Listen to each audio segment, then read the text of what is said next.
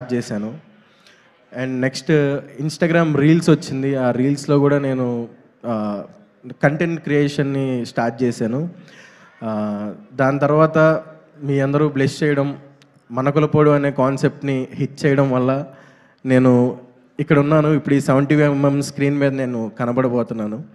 Thank you so much అండి. నన్ను support చేసిన ప్రతి ఒక్కరికి, ప్రతి మలకులపోలకి, మనకులపు అమ్మాయికి అందరికీ చాలా చాలా చాలా థ్యాంక్స్ చెప్తున్నాను. అండ్ నేను ఆ జర్నీలో నేను చాలా ఫేస్ అయ్యాను. అంటే టిక్టాక్స్ చేస్తూ ఇన్‌స్టాగ్రాము, ఇప్పుడు ఒక సైడ్ క్యారెక్టర్, ఒక కమెడియన్ రోల్, ఒక మంచి ఫ్రెండ్ రోల్ చేస్తున్నాను.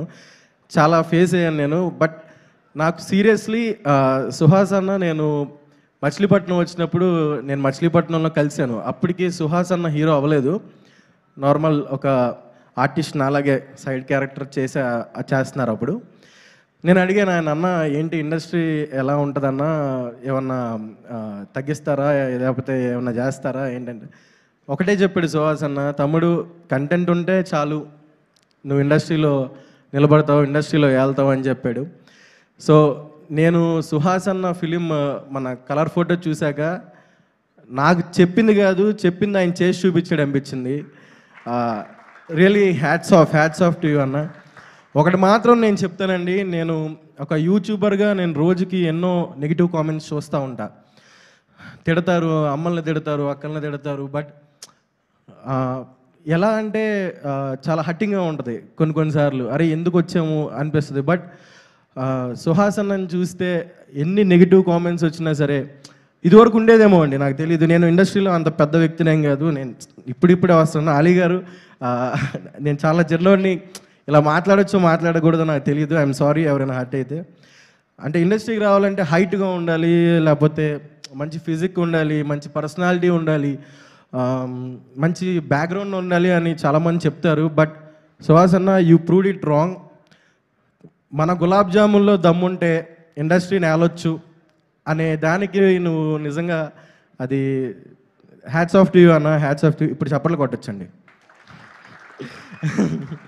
So thank you so much ఈ ఛాన్స్ ఇచ్చినందుకు. అండ్ మా డైరెక్షన్ టీం, మా డైరెక్టర్ గారు, మెయిన్ మా రామన్న, నన్ను నమ్మి ఈ సినిమాలో మంచి ఫుల్ లెంత్ రోల్ ఇచ్చావన్న.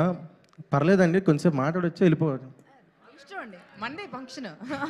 అంటే సిగ్గేస్తుంది సార్ కొంచెం. Yeah Ramanna, thank you so much Ramanna, నాకు మంచి ఛాన్స్ ఇచ్చావు. ఈ సినిమాతో నాకు మంచి బ్రేక్ రావాలని నేను కోరుకున్నా. అండ్ మా బ్యూటిఫుల్ హీరోయిన్ మాల్విక మనోజ్ గారికి, మీకు మేము పెద్ద ఫ్యాన్స్ అండి. జో సినిమా చూసి, ఈ సినిమా చూసి మీకు ఇంకా పెద్ద ఫ్యాన్స్ రావాలి. మీరు కుర్రోళ్ళ గుండెల్లో నిద్రపోవాలని కోరుకుంటున్నాను. అంటే ఒక నైట్ కాదండి మీరు నిద్రపోవాల్సింది, ఒక 20-30 సంవత్సరాలు పడుకోండి మా కుర్రోళ్ళ గుండెల్లో. అంత మంచి పర్ఫార్మెన్స్ చేశారు. ఆఫ్ స్క్రీన్ ఏదో అనుకున్నాను, కానీ ఆన్ స్క్రీన్ చూసినప్పుడు దిమ్మ తిరిగిపోయింది మేడం. సూపర్. అండ్